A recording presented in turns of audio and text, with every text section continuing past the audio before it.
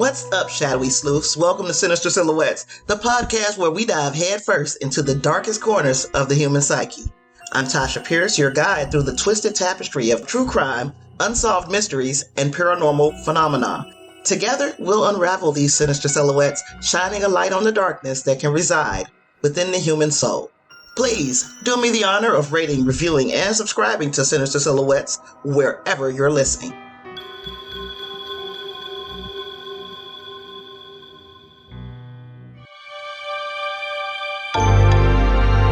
Today's story takes us to Japan, specifically the Kanto region, which includes Tokyo, Saitama, Chiba, and other cities. On a seemingly ordinary day, just before noon, an earthquake measuring 7.9 on the Richter scale struck the area. This powerful quake lasted 14 seconds and left the region in utter devastation. Over the day, there were 114 subsequent tremors, which contributed to 187 major fires in Tokyo alone. Electricity and water was cut off, and the survivors grew more and more anxious. The death toll from the earthquake was estimated to be between 100 to 140,000 people. Bodies littered the streets. Damage was in the billions of yen. The citizens were cut off from information and instructions from government officials because newspaper was the media of the day. Of course, given the utter destructiveness of the quake, printing presses and newspaper offices were also damaged or completely destroyed. This left a vacuum for reliable information. In 1923 or 2023, Japan or the US, people are gon' people. Rumors began to abound, especially surrounding the actions of a labor union organized by left-wing Japanese activist Yamaguchi Seiken. The Stevedore Union, led by Yamaguchi Seiken, was representing Korean laborers in Yokohama, advocating for their rights and interests as dock workers and addressing broader social and political issues as well. Following the earthquake on September 1st, 1923, Yamaguchi promptly organized his union to provide essential supplies such as food and water to the local community. This effort involved procuring provisions from damaged buildings. This looked a lot like socialism to law enforcement, and that was a no-no. The police perceived the labor union as a hotbed of socialism, and their well-organized relief efforts likely caused unease among law enforcement. Katsuto Nishizaka, the chief of the Kanagawa Prefectural Police, disclosed that on the night of September 1st, he assigned a specific task to his district leaders to address this urgent situation. This marked the initiation of a law enforcement-driven misinformation campaign aimed at the Korean population, an ominous precursor to the impending eruption of violence. Seizing upon the prevailing atmosphere of fear and uncertainty that had engulfed the local populace in the aftermath of the earthquake, the police actively contributed to the dissemination of unsubstantiated rumors. These rumors propagated a narrative that portrayed Koreans as the architects of an impending uprising in the wake of the seismic catastrophe, capitalizing on the vulnerability of the affected cities. Among the swirling gossip were insinuations of various wrongdoings attributed exclusively to Koreans and their sympathizers, including allegations of arson, other forms of attacks, robberies, and even claims of orchestrated plans by Koreans to assault Japanese residents. The litany of accusations extended further, encompassing charges of murders, the poisonings of wells, and the plotting of bombings. Additionally, the rumors insinuated a connection between Koreans and socialist movements, alleging that the socialists were backing these Koreans and even suggesting instances of Koreans masquerading as police officers. The collective impact of these allegations created an atmosphere rife with suspicion, fanning the flames of an emerging crisis. This wasn't simply xenophobia, it was targeted racism. Martial law was proclaimed, ordering citizens to not carry weapons of any kind, except Numerous accounts from Japanese eyewitnesses reveal that beginning on the night of September 2nd, police officers in Yokohama, Kanagawa, and Tokyo began conveying to residents, Japanese residents, that it was permissible to harm Koreans. Some directives were conditional, stipulating the elimination of Koreans who resisted arrest, while others were more unequivocal, urging to eliminate any Koreans who enter the vicinity or exterminate any Koreans you encounter.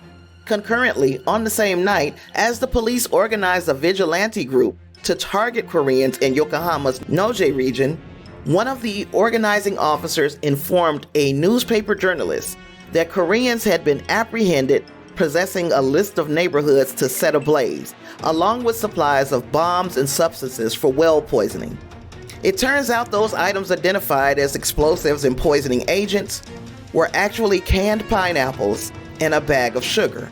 But why let the truth get in the way of a good, or in this case, inflammatory, story? In Yokosuka, police officers informed locals that Korean men were committing sexual assaults against Japanese women, instigating Japanese men to form impromptu mobs for vigilante justice.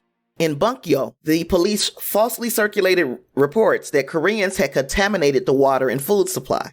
As a consequence of these rumors propagated by the police, beginning on September 2nd, Japanese citizens formed impromptu groups and confronted strangers on the streets. Those suspected of being Korean or Chinese were immediately subjected to fatal attacks. In an effort to conceal their identities, frightened Koreans and Chinese individuals adopted Japanese attire. They also attempted to correctly articulate specific phrases which involved challenging elongated vowels. Those who failed these linguistic tests were met with violence. The noted Japanese playwright Korea Senda found himself targeted by a mob and later recounted his ordeal in 1988. He said, "On the second night after the earthquake, baseless rumors spread about Koreans supposedly intending to retaliate against the Japanese by raiding the town. I was mistakenly identified as Korean, despite my repeated denials, accompanied by assertions like, 'I am Japanese, I am a student at Waseda University.' While presenting my student ID, they demanded that I pronounce A-I-U-E-O and recite the names of emperors from Japanese history. Thankfully, there was someone who recognized me." Filmmaker Akira Kurosawa, who was a child at the time, was astonished by the irrational behavior of the mob. He recalled, "With my own eyes, I witnessed a crowd of adults with contorted faces rushing like an avalanche in chaos, shouting, 'This way! No, that way!' They pursued a bearded man, assuming someone with such facial hair couldn't be Japanese. Just because my father had a full beard, a mob armed with clubs surrounded him. My heart raced as I glanced at my brother, who was with him. He was smirking sardonically." Imagine being fueled by deep ethnic hate and paranoia, but being unable to distinguish the quote-unquote enemy from one of your own countrymen. This was the climate of that night. On the morning of September 3rd, the Home Ministry dispatched a message to police stations throughout the capital, encouraging the dissemination of rumors and violence. The message stated that, "There is a group of individuals seeking to exploit the calamity. Be cautious because Koreans are plotting acts of terrorism, robbery through arson, and bombings." Sadly, some Koreans sought refuge in police stations to evade the massacre, but in certain areas, vigilantes forcefully entered the stations and removed them. In other instances, police officers handed groups of Koreans over to the local vigilantes, who proceeded to execute them. Both vigilante groups and Japanese army personnel resorted to burning Korean bodies in an attempt to eradicate evidence of the killings. Official Japanese reports in September asserted that only 5 Koreans had been slain, and even years later, the acknowledged death toll remained in the low hundreds. Subsequent to the massacre, surviving Koreans painstakingly documented the scale of the atrocity. Based on their testimonies, accounts from Japanese witnesses, and additional research by scholars, present estimates of the death toll vary between 6,000 and 9,000. At the time, there were only roughly 20,000 Koreans living in Tokyo and Kanagawa. The Korean population of Yokohama experienced casualties ranging from 50 to 90%.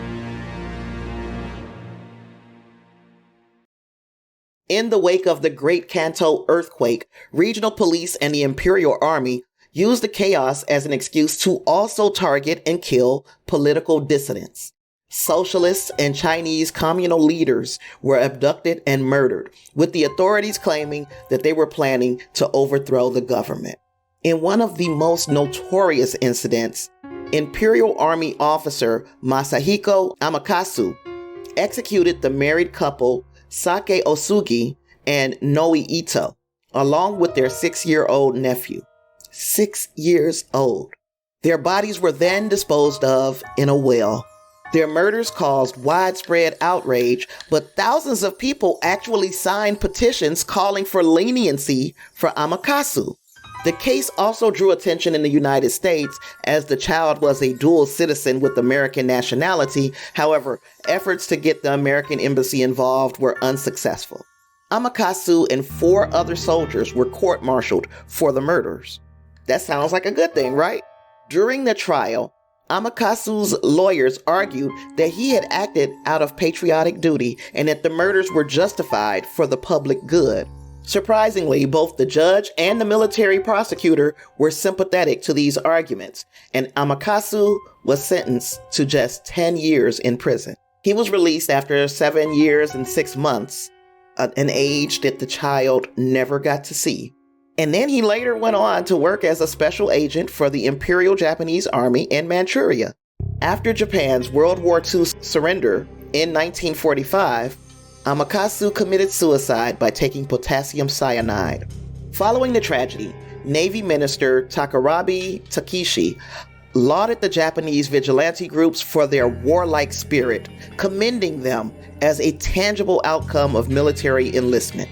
Stories depicted through paper theater performances known as kamishibai were presented to students, vividly illustrating the carnage that unfolded. Entertainers would actively encourage children to applaud the actions of the vigilante mobs as they engaged in violence against perceived quote-unquote threatening Koreans. In 1927, an official historical account of Yokohama City asserted that the rumors regarding Korean assailants had some factual basis. I guess there were good people on both sides, huh?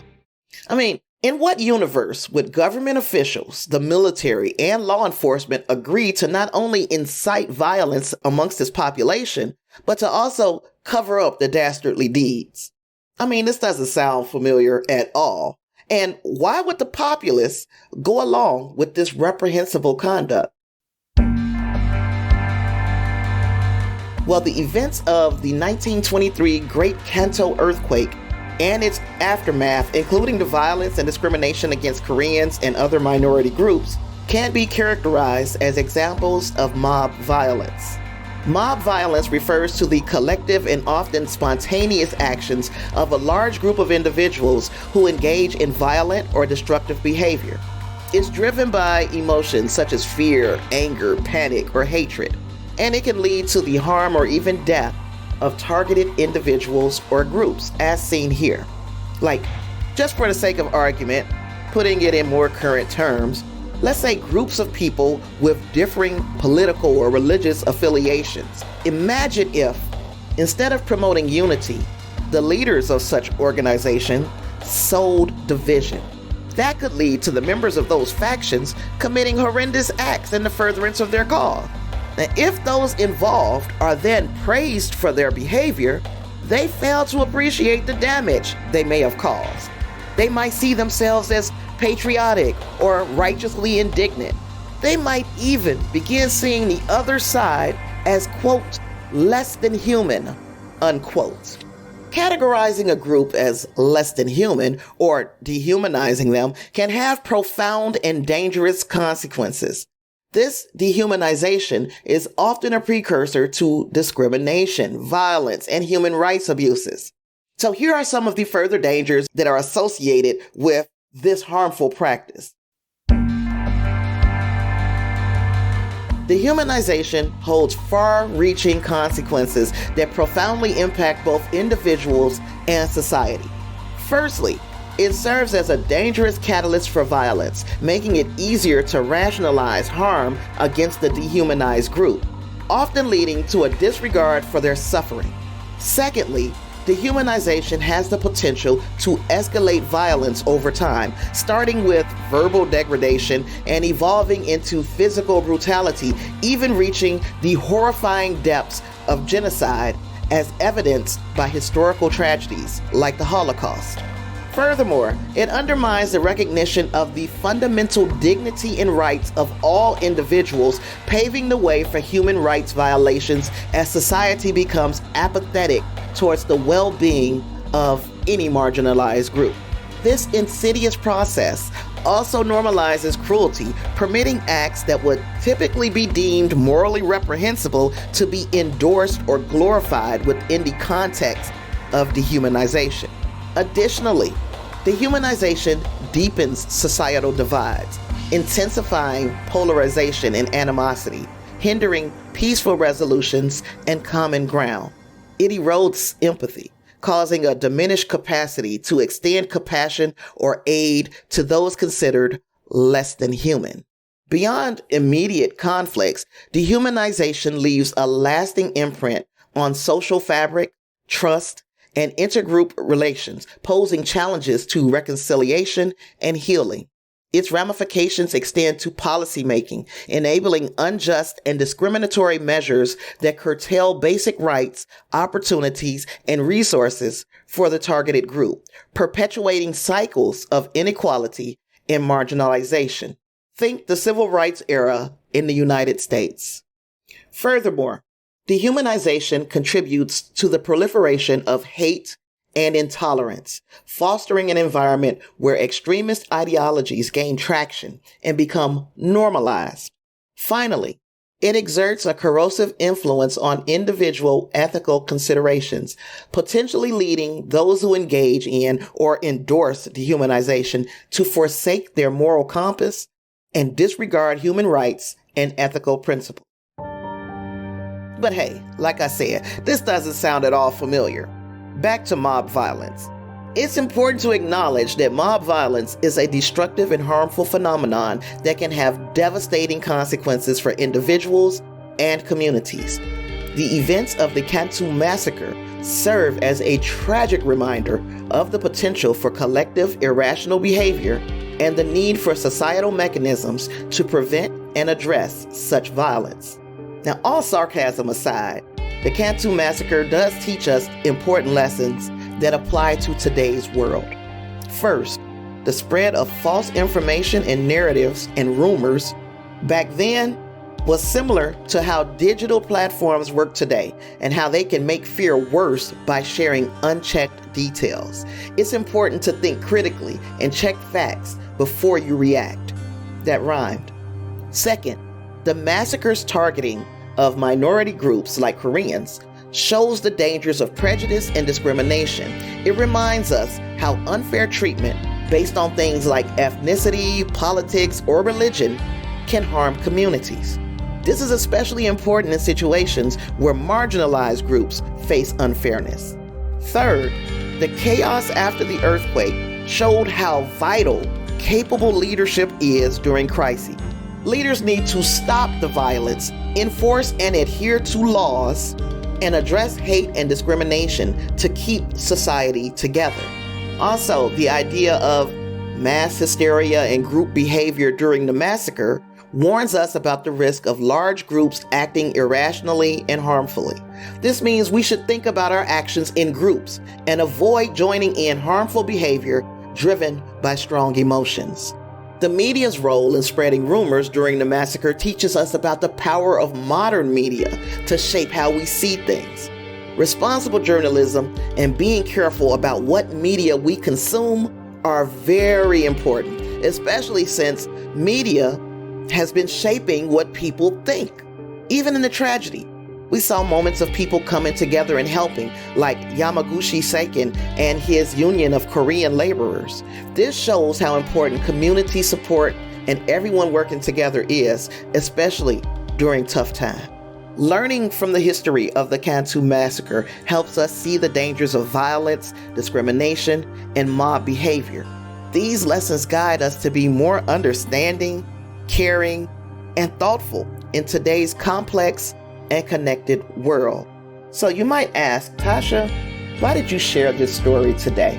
And there's always a reason. That there's never happenstance that I decide that I'm going to share a story. Sometimes it's the timeliness of the story, and in others is based upon personal experience at times.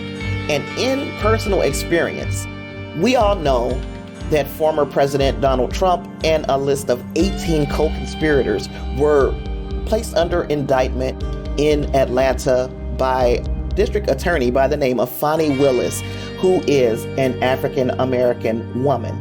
Many of you may not know that former President Donald Trump kind of issued an attack against her character via his social media network, Truth Social.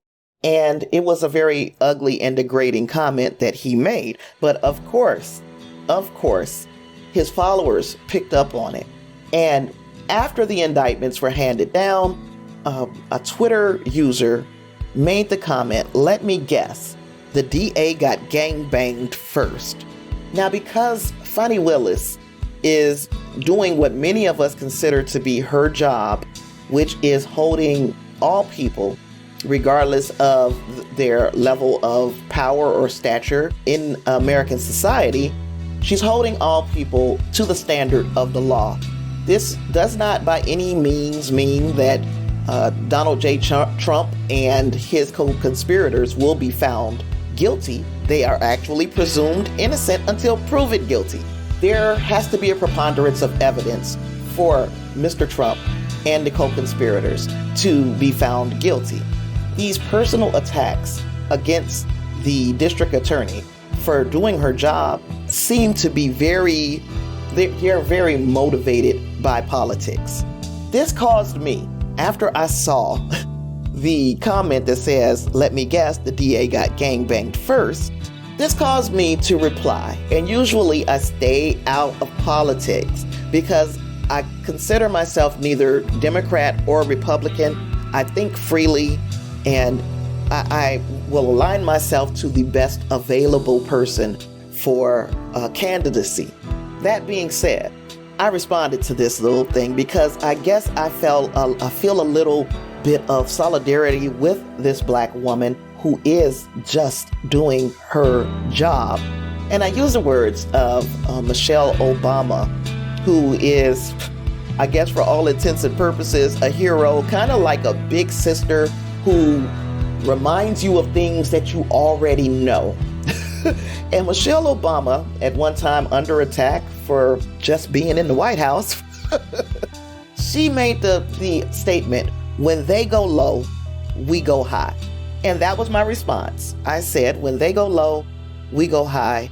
And the response that I got to that was this. If you're a liberal, you're as low gets, as in subhuman garbage. If you're not a liberal, then you have no worries. Are we at the point where a political disagreement between conservatives and liberals mean that these people are not human? Does that mean that they are garbage? They are as low gets? That, to me, is extremely disturbing.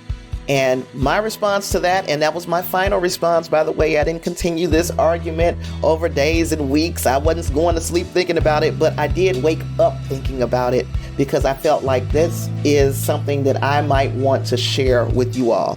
My response was, it's actually disturbing how politically aligned people are so uncivil to one another.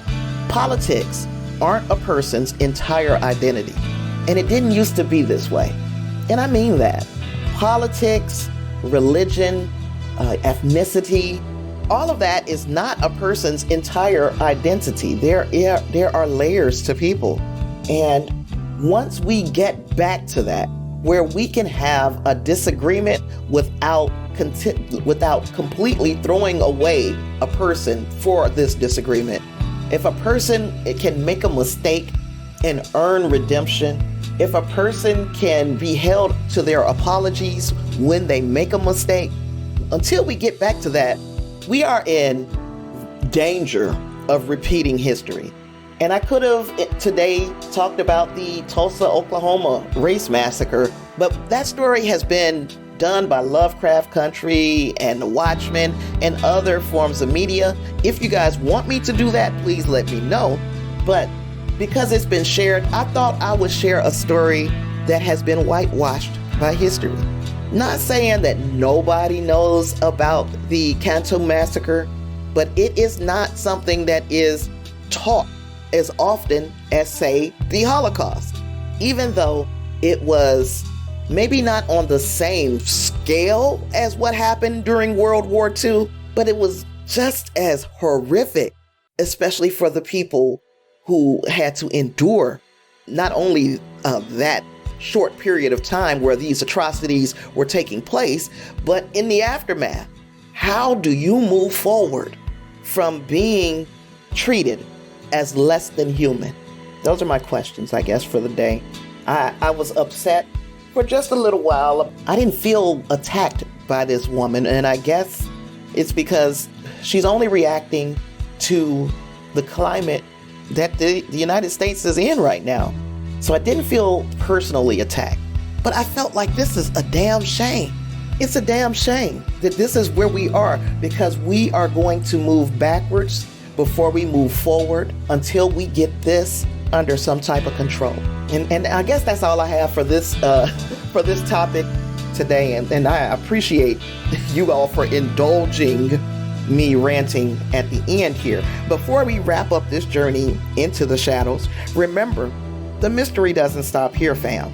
If you got a theory, a question, or just want to share your thoughts, don't be shy. Reach out to me at SinisterSilhouettesPodcast at gmail.com, because this over here is all about community. And hey, if you're enjoying these Sinister Silhouettes as much as I'm enjoying bringing them to you, make sure you rate, review, and hit that subscribe button on your favorite podcast platform. You won't want to miss a single spine-tingling episode.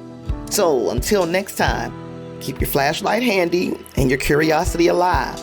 This is Tasha signing off. So, shadowy sleuths, stay sharp, stay sassy, and keep shining the light on those shadows. Be safe out there. Peace.